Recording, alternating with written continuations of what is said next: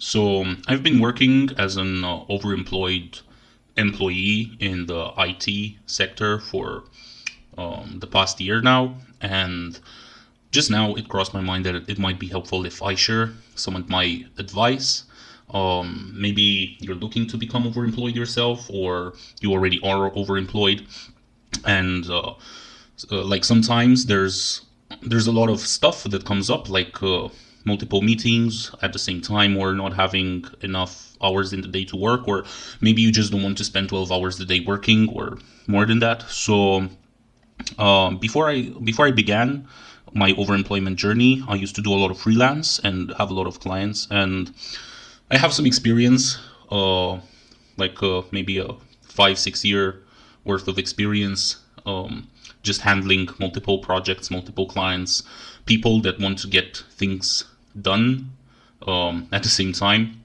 And I don't know why, but I just feel like I want to share some information with you guys. So I think I'm going to start from the beginning and just do like a whole overview of what it means to be overemployed and like the morality of it. I'm not going to go into the legality because different countries and different states have their own uh, laws, of course. But I am going to go firstly into the morality aspect of it, and then secondly into how to actually become overemployed and how to get multiple jobs. Then thirdly, I'm also going to talk about preparing, and in this phase, most likely you are going to need to do a bunch of things, such as picking the correct companies that you want to work for, and strategies, maybe having jobs on different time zones and stuff like that.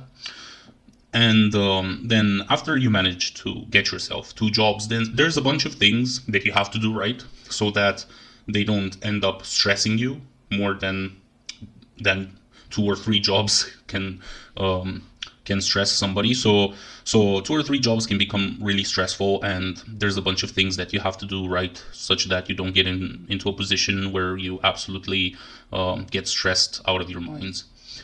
So yeah, let's start with the morality aspect of it and what it means to become overemployed. So being overemployed actually means having more than one full-time job. I'm not talking about having one full-time job and a side project.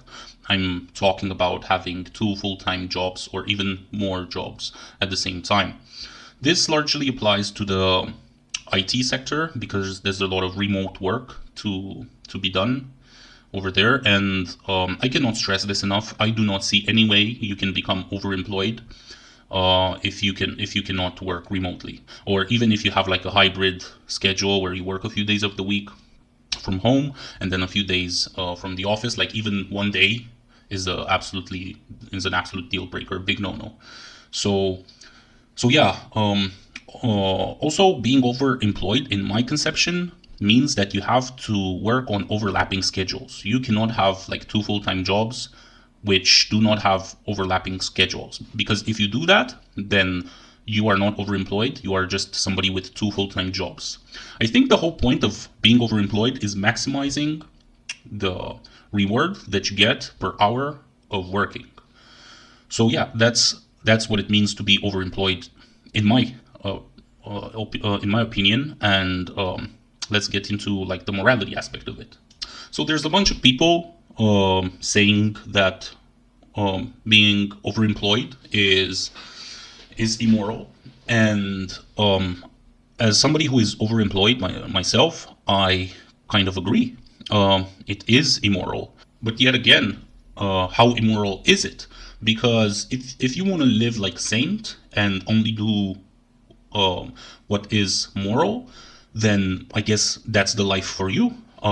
If you by any means want to be a highly immoral individual, though I don't recommend it, it's not a pretty life, then you can be a highly immoral individual. But between being a saint and a devil, like how immoral is it to have two jobs or three jobs or four jobs or 10 jobs at once?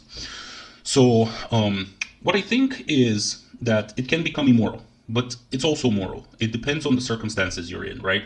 I think a lot of things are immoral in the world, like financial crises are immoral. You make less money, but the rich keep getting richer.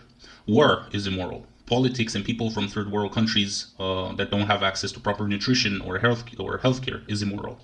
Some people don't even have like a toilet they can go and take a poop in or take a shower. So, like, how immoral can it be to have a second job?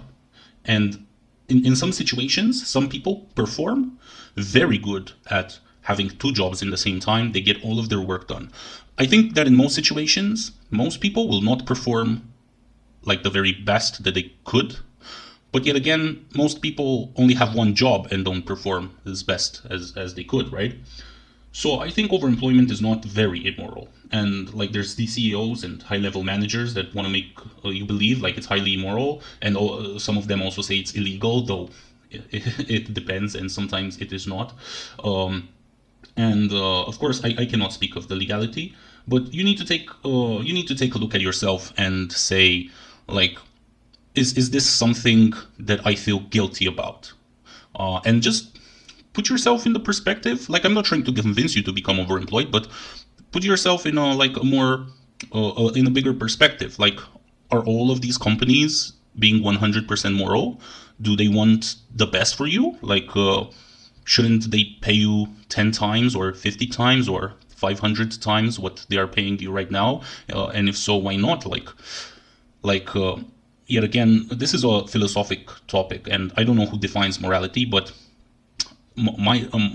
myself, I think it's not very moral, and I'm very happy with what I am doing. So now that we got that out of the way, I think the next step is to find yourself a second job. So actually, the first step is to find yourself the first job, right? So I imagine that at the moment you most likely have a job. If not, go get one. The best jobs to find if you plan on becoming overemployed are the ones that do not necessarily pay the most, but they pay like 70 to 80% of what you would consider the most that you think it's achievable for you to receive. So go for a little bit lower paying job. And of course, if it's your first job, like try and get as much pay as possible and try to be as senior as possible. But if it's your second job, go for a little bit lower paying one. And also, of course, you can, like, if you're a senior, you can get into a senior position, but make sure people don't have expectations of you. Don't make people expectations in the sense that you are going to be an extremely productive person. You need to make people have an image of you in which you are very good at what you do, but for whatever reason, it takes you a bit more time to do the same task than it takes your colleagues. I think you shouldn't be dumb. People shouldn't perceive you as being dumb. But here's a few advices, like things that I do to like motivate my lack of productiveness. So first of all, I stress really clearly from the beginning that I am very detail oriented. I spend a lot of time on my code because actually I'm a software developer, right? So I spend a lot of time on my code to make sure that the code that I'm delivering is free of bugs and it's very well formatted and stuff like that. Of course, this is not the only thing, like the only excuse you should rely on. You should also like what I do is I always say things like, all right, let me think. And I don't answer questions immediately. I always say like, I need to take that with me and think about it a little bit. Give me like half an hour or something like that. Even if it's like a stupid question, right? Even if it's like, hey, what do you think about using, I don't know, CSS or a library like material design or something like that? And of course, the question is obvious, but I'll just say, let me think a little bit, right? Because I want to create that image in people's minds that I do my job very diligently and I don't want to hurry in any way. I want to take my time and write the perfect code. So that's the like, those are my tips in this regard. So if you're going to have a second job, I recommend you search for companies which are not necessarily software oriented. So for example, you can work at a big company with that has like its main product not be something software or tech oriented, like I don't know, for example, um, like a automobile company or stuff like that, because you might have a higher chance of their processes not being so well put together. And the more chaotical people are around you, the more you get free time to work at your other job. um, yeah, so secondly, you should work at a company. You should try to find a company in which they are not in a hurry to deliver projects, right? So you should make sure you don't work for a company which is outsourcing you to build projects for other clients, because their other clients are always going to be in a hurry. Your company wants to be in a hurry so they can finish the project and pass it off to their client and earning money. So you don't want to work for those types of companies. You want to work for a company which works mostly on internal products, because the time frame for internal products is much bigger than working for external clients. Thirdly, I recommend finding a team in which the seniority level is pretty low, because if it's enough to have somebody like really senior in your team, and you just hurrying to finish your task, and maybe you do some bad code or something like that, and they're going to review your pull request, and man, all hell breaks loose if you don't have enough time to properly write your code and somebody is really watching you. So yeah, I recommend you search for teams in which the seniority level is pretty low, or code reviews are not that big of a deal. Of course, you cannot know this. You can only ask this during the interview, because you want to seem like you're interested in working in such a place. But in reality, you're just looking for red flags. If during the interview they start telling you things like, "Oh, we have all these pipelines automated with linting, and it catches all errors, and we have a very thorough code review process, and everything is very well documented in our team," and stuff like that, well, you can take the job, but immediately start searching for another one to replace it, because in the long term, you will like some people can manage, but I think that it's best to find a second job which is not so demanding. And that being said, so this was like the part of advices before you actually start looking for a job. Now let's say you've actually landed the second job.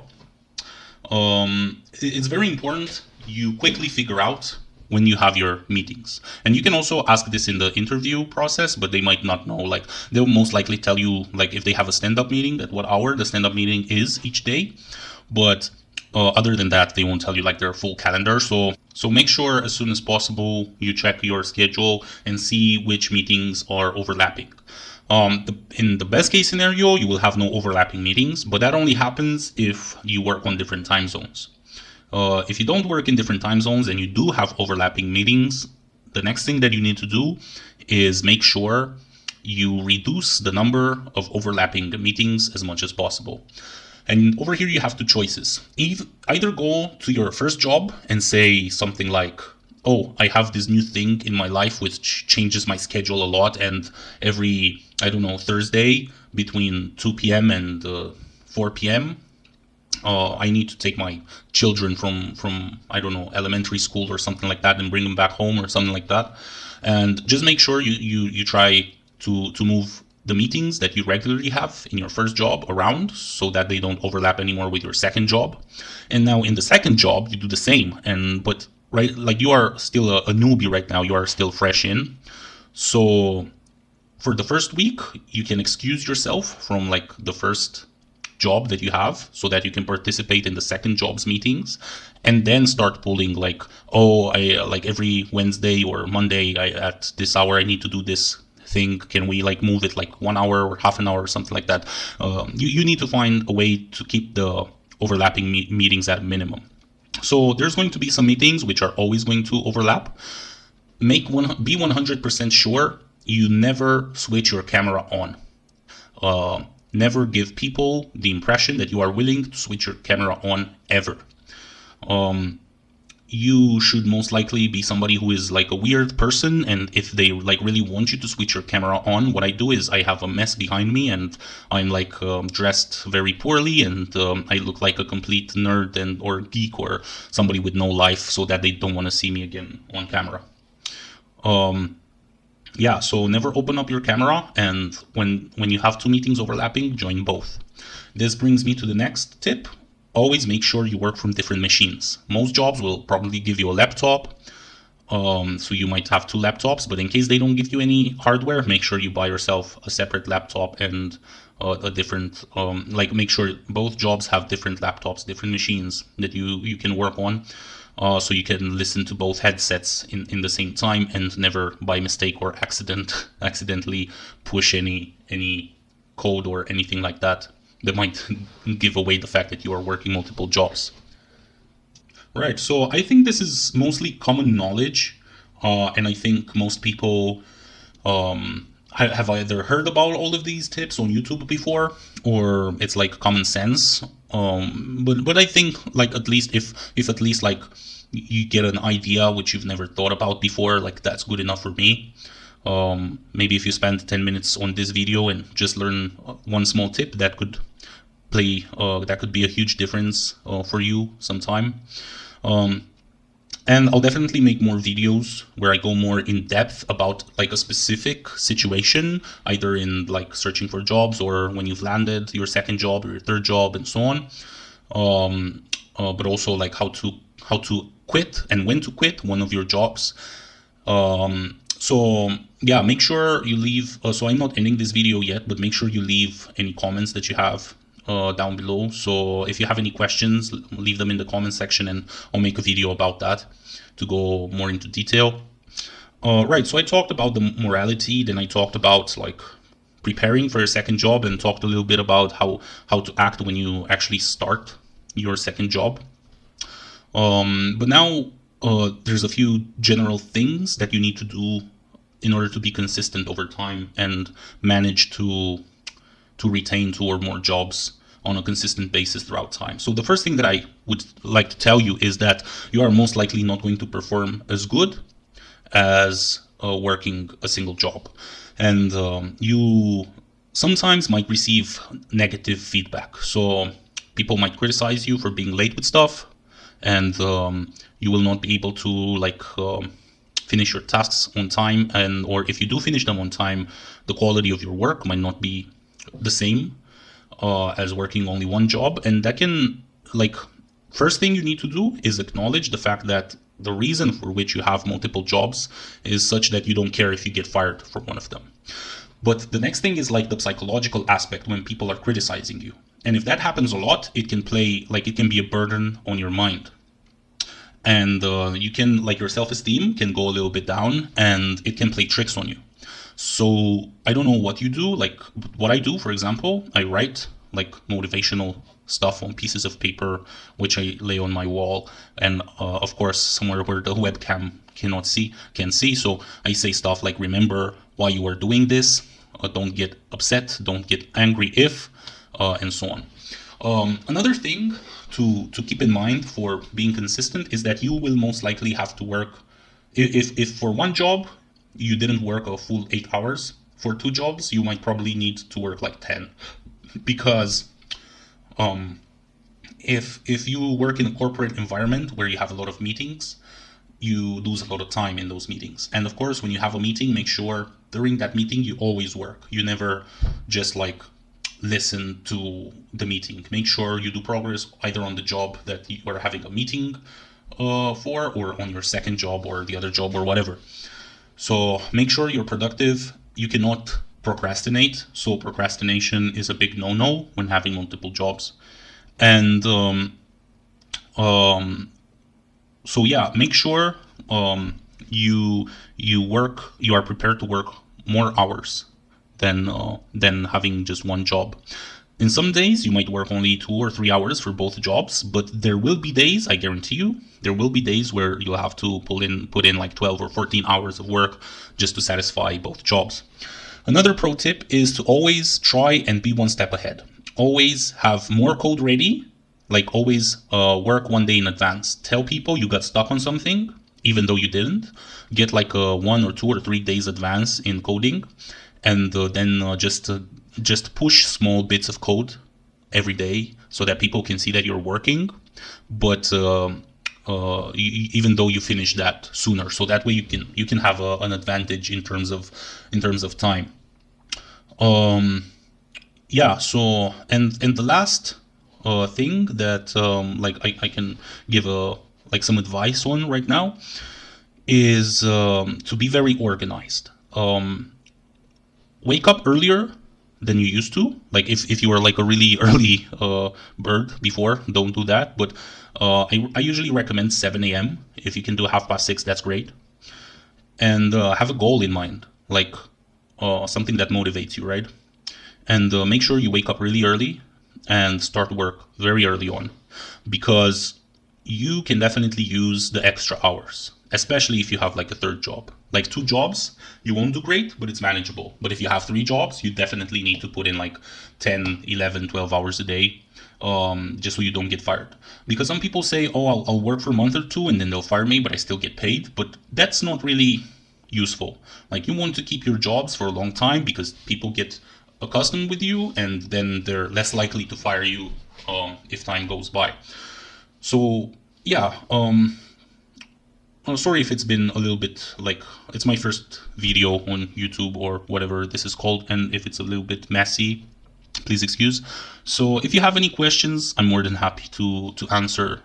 Just leave them in the comments, and I'll make sure to answer them in a short video or something like that. Yeah, so thanks for listening, and I hope your overemployed journey will be or is a nice one. Yeah.